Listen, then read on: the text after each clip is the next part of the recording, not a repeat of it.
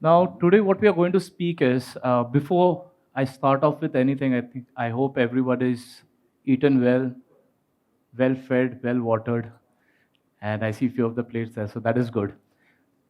Me and Ashish, we are going to talk about future-proofing workforce excellence.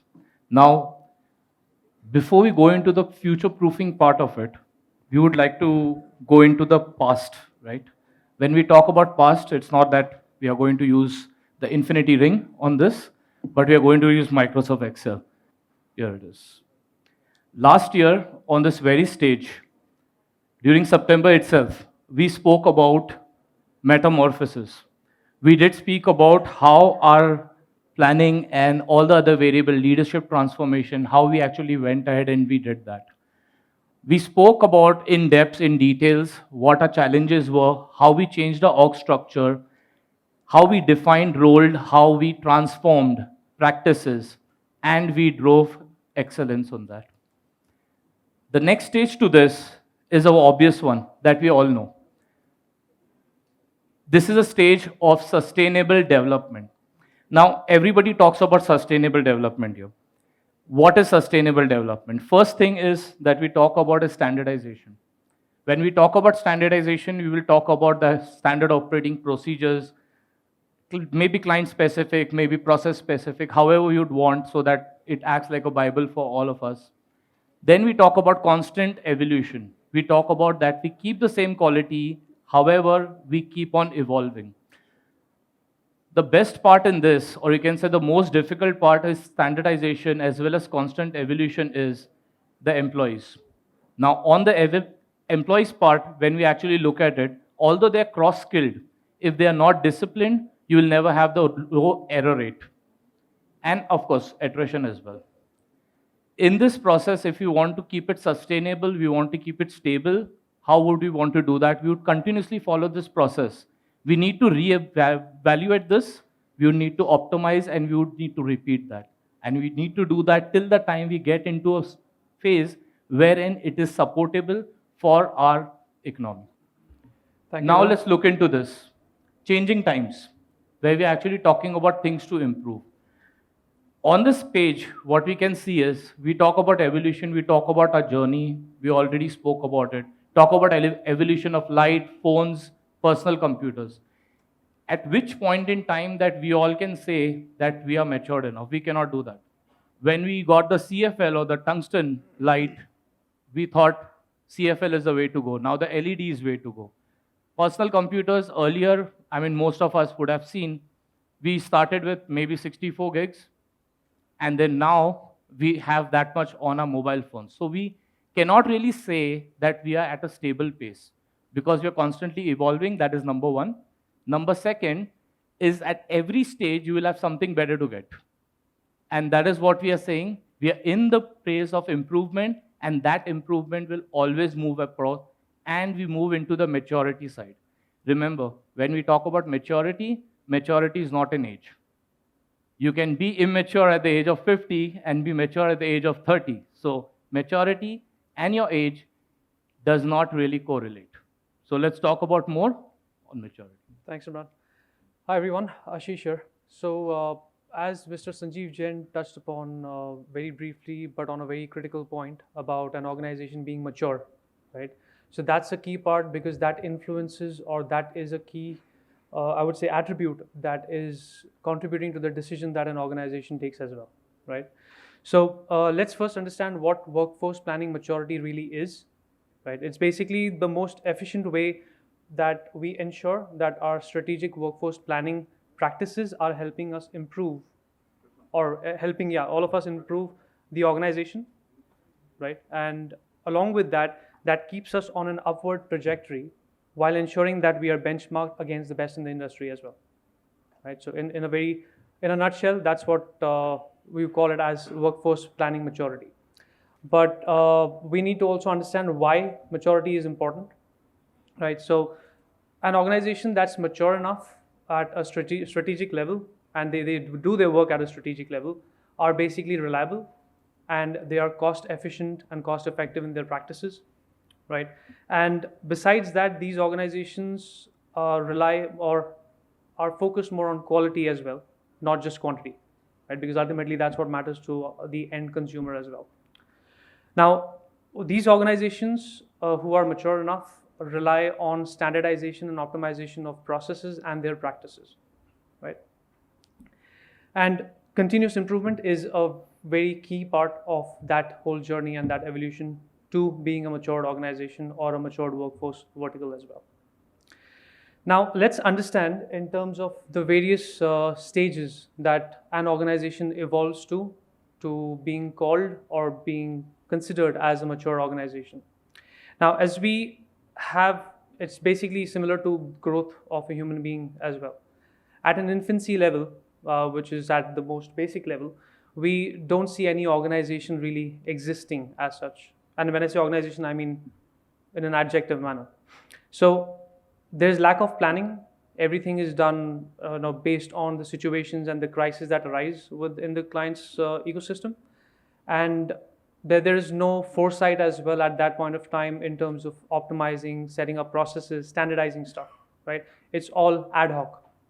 Now, when we see the organizations doing stuff ad hoc, especially in workforce planning, it's a big no, as we all know. Workforce planning then becomes ad hoc and it is more sporadic, still restricted to responding or reacting to situations as they come along, right? Still, there's no planning with foresight or any future vision, as we call it. Now, once we've crossed that level of dealing with situations ad hoc, that's when we feel the need of having a long-term approach. But yet, it's still a thought at that point, a desired state to be.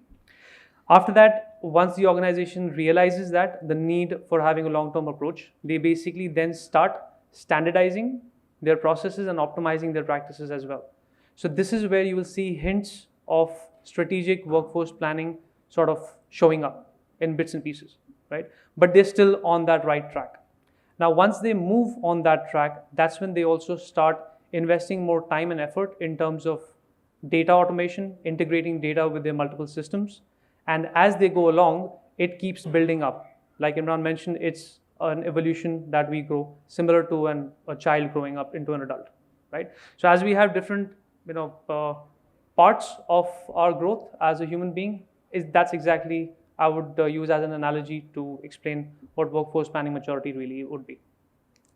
Now, once we move to that, that's when we see organizations being more strategic or getting there, and they're basically focused, they're still basically focused more on tactical stuff, dealing with situations that the clients are either putting across or we realize ourselves. And once that is done, right, that's when we proceed and we involve other functions as well. We have finance, human resources, talent acquisition, training, logistics, etc. Right? So that's when we see a wider collaboration happening, which again typically is driven by workforce management itself. Right? Because we've seen that change in the environment, as many of us spoke yesterday and today as well, that a wider collaboration between multiple departments is what makes the organization successful in planning long term. Right? So now over here, what I would like to bring your attention to is as we began our discussion about where the journey started with ResultsCX WFM. So this is where we were last year. About a year back, this is where we were. We started optimizing our processes, standardizing, reorganizing within the workforce organization, as well as at a wider organization level as well. Now, once we did that, we then realized that once we are done with optimizing and standardizing our internal processes, we need to start looking outward. Again, outward being the operative word here, right? Once we look outwards, we then start looking and tapping into the client situations that exist within the ecosystem that's a pain point for them. And that's what we would call hitting on that nerve of being strategic in our work, right?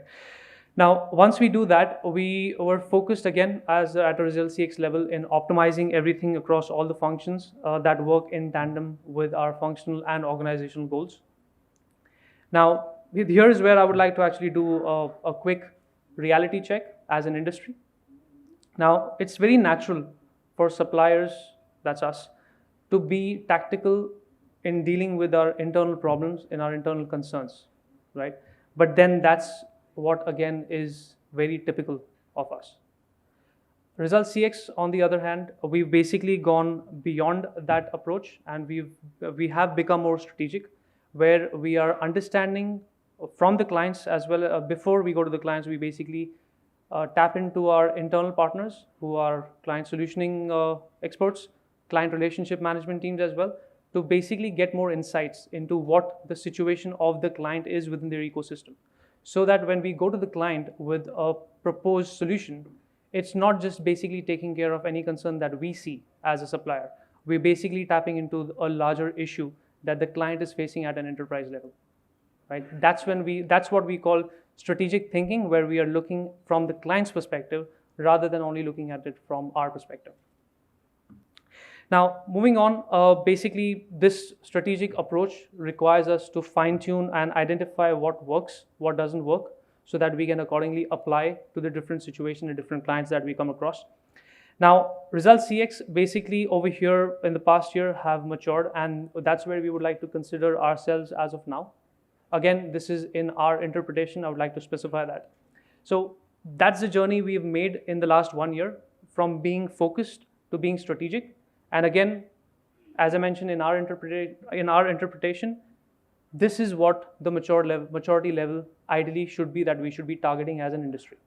But again, there could be further elaborations, further more specifications, I would say. Some organizations would like to target technology, some organizations would like to target customer experience, and so on, right? But ultimately, it all branches out from where we're being strategic.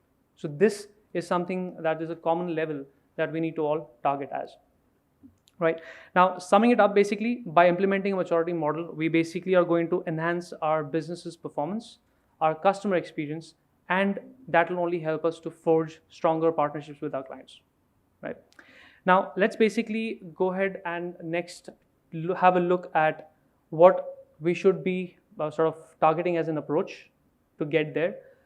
We need to, what we did as well as an organization in ResultsCX, we basically bucketized our clients based on the situations.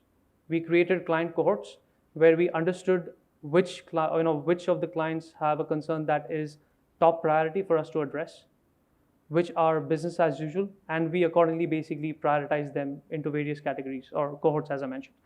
So once we do that, we are then able to target those situations based on the client segment in the industry, the client size, their sentiment, and so on. Now, what we really did is we understood their situations within the client ecosystems, as I mentioned. We recommended strategies to them. We focused on consolidating our efforts as well as the client's efforts, so that we are able to show them what is at the end of the road in terms of benefiting long term. Right? So that's where we saw a lot of positive client sentiment come in as well, where firstly our candor was appreciated by quite a few clients, which you will see more in detail as Imran will explain a few case studies as well to the audience. But that's where the client appreciated that it's not typical of vendors to call out that, hey, you have this problem and this is the solution we can provide you, even though that might result in we losing some portion of the business, because we're looking outwards towards the client interests and not only our own, right? So here we'll proceed ahead and basically take you through specific case studies with some more specifics that we would like to share with you as best practices that we've done, and we can adapt to some of them collectively. Perfect. Thank you so much, Ashish. All right, so we spoke a lot English right now in the past 5 minutes. Now let's talk numbers. Let's look at client number 1, the one that we see with the red ECG, right? This client's problem was that it had multiple vendors. Well, that was not the problem. The problem was they had multiple vendors, but their forecasting accuracy was at 70%. What used to happen is, especially when you're typically large and you're having a lower accuracy, plus when you're in a sales environment, what happens?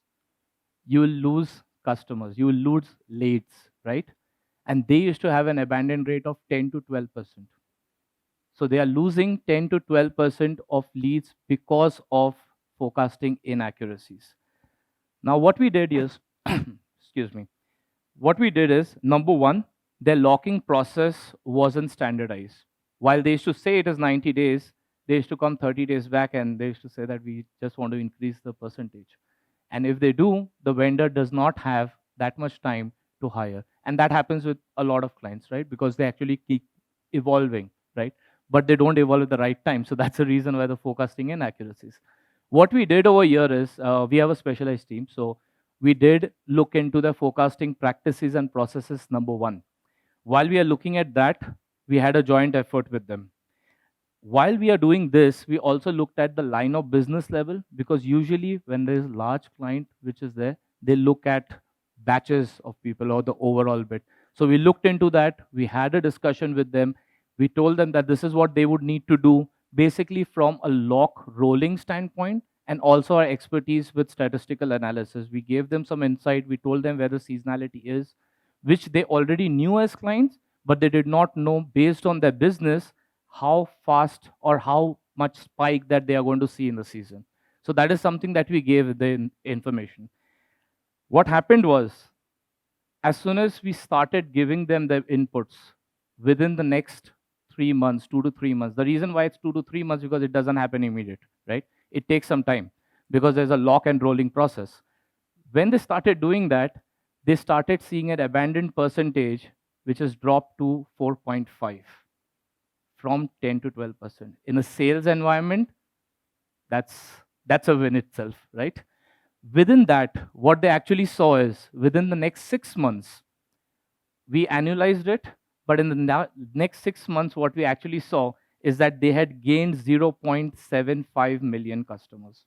Now, again, I'm talking about a large client here. Based on that, what the annualized benefit that we have given to them as the client is 0.5 billion. This is one of the big ones. Now let's move to case two, right? Write down. Simplicity saves client 11 billion. Now, in this case, what used to happen is this client used to lock line adherence model, right? They used to lock the number of people that they would need to have. Again, this client had 4 different vendors. Now they have 5, but they had 4 different vendors at that time. What they did is they used to have a line adherence model. They used to do the forecasting, although their forecasting was inaccurate, but not to that extent. They used to send their scheduling numbers to all vendors together on a single email. It can be results, it can be concentrics, it can be XYZ. They send it and they used to send us that, okay, fine, show us your staffing and we'll work it out. What all the vendors used to do, they used to just staff as per them. And that's about it. There was no cadence, there was no regularization. What happens over here is that they have high level of scheduling inefficiencies. When they have that, they used to end up paying overtime because day zero or day minus 1 week, they realize that, oh, we are short, like from this interval to this interval. Their major problem was weekends because nobody likes to do weekends. And when the vendors have been given a huge number, they will just choose the best for our people, for our employees, right? That is what used to happen. On an average, this client used to pay 10 to 11 million as overtime, even though they were overstaffed by nearly 12 to 13%. Then we started giving them that and gave them the information. They stopped, and again, within 6 months' time, they started meeting the service level, meeting the KPIs. It was a simple, you can say, a simple task for WFM. But from a client standpoint, that was a synergy that was missing, a small part, because when a client is large, they have multiple teams.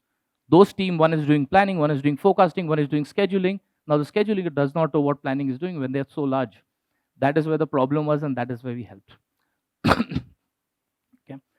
Now let's go to some other numbers. The bit smaller numbers where we are actually not looking at millions and billions over here. We are looking in case. This client, it was a new client. First time outsourcers, they had channel partners with them. They came to us in the RFP stage itself, and they told us that they need to have a service level of 90-10. Now, for most of us, we are WFM people. We know 90-10 is very, very steep. That means your occupancy will never go beyond 50 or 60. Yeah, that means your staffing levels will at least be less than double, 40% more, because of the inefficiency that you have to maintain, right? Now, when we started discussing this with them, when the client said 90-10, we said, why is that? We took their data. And when we took their data, I have the data here. So when we looked at the average abandoned percentage. Basically, this is the Ichi dump, if anybody is aware of it, or the VDN dump. Okay, that is where you actually know that if a call is coming across, what is the average time that a call takes while they are on hold and when they abandon. So we know that this for this particular client, it was about 2 to 3 minutes. This guy wanted 90-10.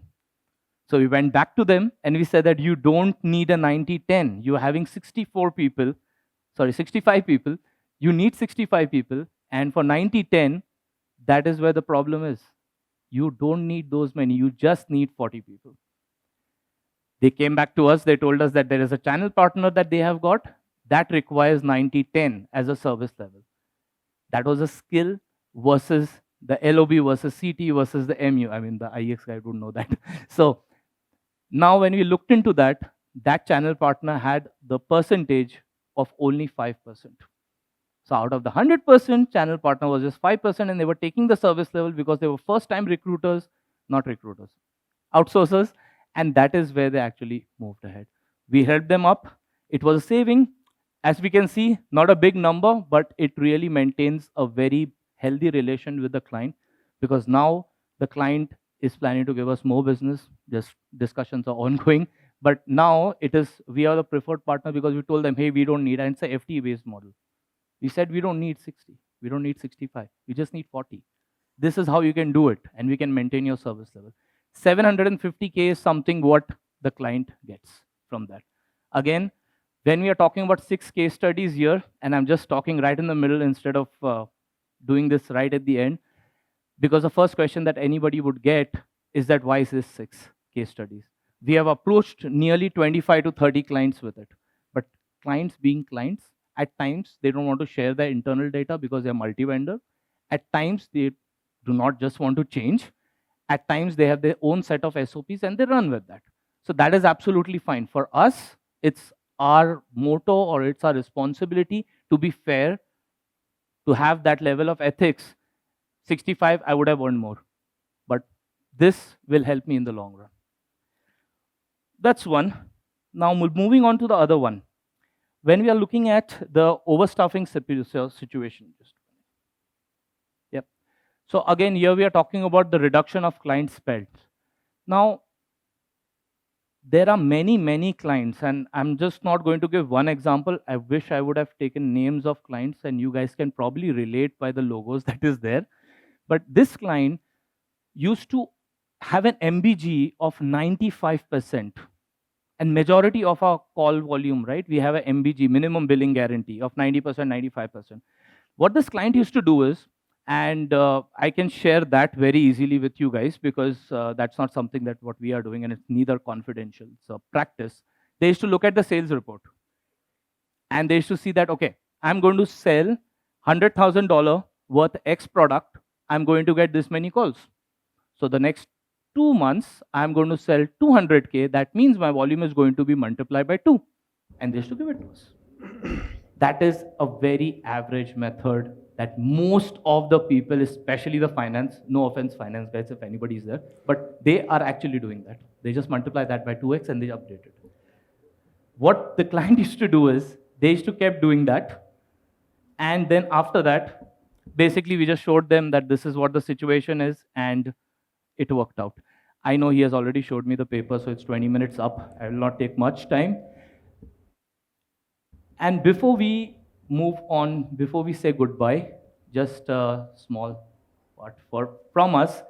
I would want everybody to look at it very carefully. It relates to our industry. And even if it doesn't register, I'm pretty sure it's going to get a smile on everybody's face because most of us have seen something what I'm going to show, but with a twist. Please do read it. I'll take you back to childhood memories. Hopefully. Many of us are very young, dude. So, volume up. Full. See?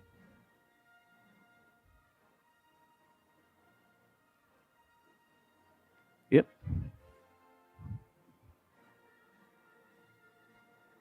Audio troubles. Star was, if anybody I'm pretty sure everybody has. Who has seen Star Wars? Raise your hand. Raise your hand. Okay, most of us. Cool. So same music, play it in your head and just watch it.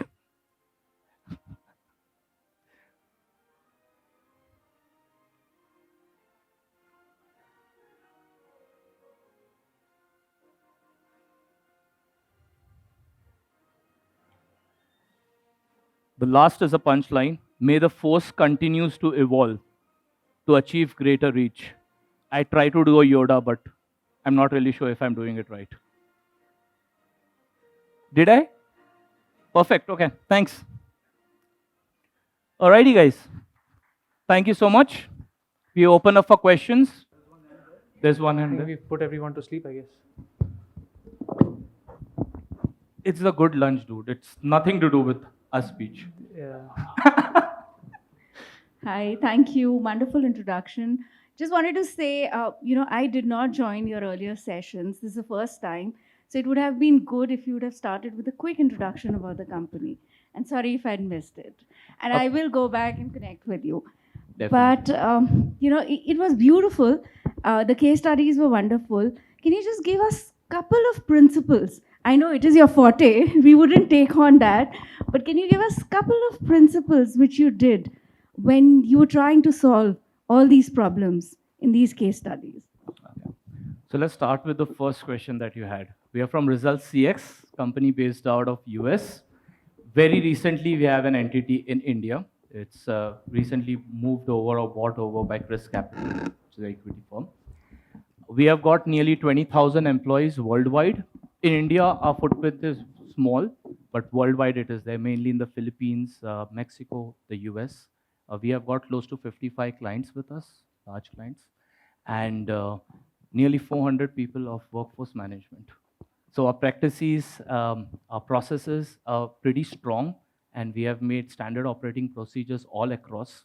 And within a year's time, we actually managed to get nearly 55 clients, 50 at that time, all under one roof. So we have got functional playbooks, we call it playbooks, as well as the client-specific ones, because every client has their own business dynamics, right?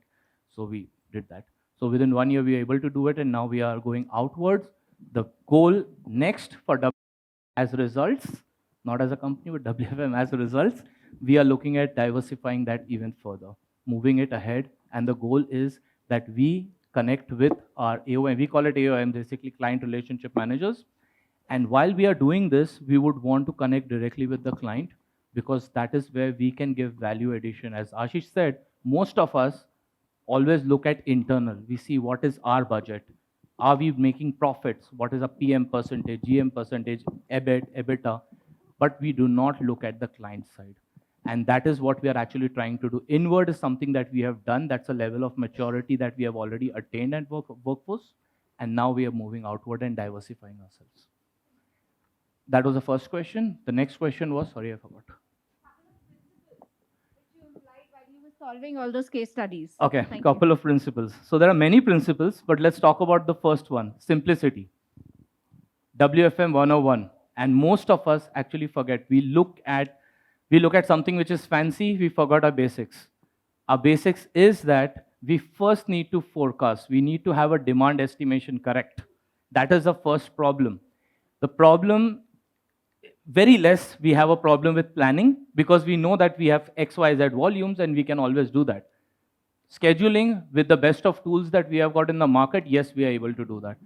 Forecasting is something that we have an in-house team as well, right? We strongly believe in AI ML, and that is something that we are utilizing it. Okay, we are using time series methods as well as statistical analysis, and we use AI to actually understand which is the best fit and then move ahead. Long term, short term, both, and also one of the principles is keeping 24 months ahead. So we know exactly where we are going to head towards. Rather than being reactive, we know that maybe after 10 months, after 12 months, we may see a spike and also add business intelligence to us. So that is one of the core principles which comes. Planning, WFM 101, again, we want to make sure that we have the right people at the right place, but we also never neglect it, or you can say neglect the basics of it, basically the shrinkage, attrition, right? Those parameters are usually neglected Because when we are actually looking at it, we just say, hey, you know what? It's 1%, just make it 1x. But it doesn't happen that way. Your attrition has a seasonality. Your shrinkages do have seasonality because you have Diwali, you'll have more people leaving. You'll have more people going on leave. That is WFM 101. That is simplicity. We stick to the basics, and that is where the evolution comes in, right? You stick to the basics, number one. You make sure that it is a sustainable in our particular environment based on our business dynamics as well as client, and then evolve. You cannot be, you can say, moving out of the bus, going into a train, but you fall somewhere in the middle. You don't want to go fast, but first you have to make sure that your feet are on the ground. So that is a core principle that you put. Thank you. You have any one question? And we are exceeding your time. We have other players to present. You have any last one question? Quick and focused for this. Don't ask for the company's background and all. Yeah. You can. Dr. Shiva, Yeah. I mean, since no one has a question, I just want to add to what Imran mentioned to your point, man. So yesterday in one of the panel discussions, I think the first one, we were discussing as a group that how effective is AI ML really, and how much should we rely on it completely, right? So that's something that at ResultsCX WFM we're already practicing. We're using AI ML in our forecasting tool to ensure that we're getting a faster turnaround time. But at the end of the day, because we're humans, I mean, we are the ones who have the conscience, right? So we are the ones taking a call which is the method or the approach that we should go with. Right? Just want to add that since you are attending today for the first time. AI plus human intelligence is equal to good WFM. Wonderful. Right. Thank you, team. Thank you, everyone. You've been a wonderful audience. Thank you so much. Helping us catch up on excess time. Thank you, Dr. Shiva, for the opportunity. Thanks, Results team. All of us.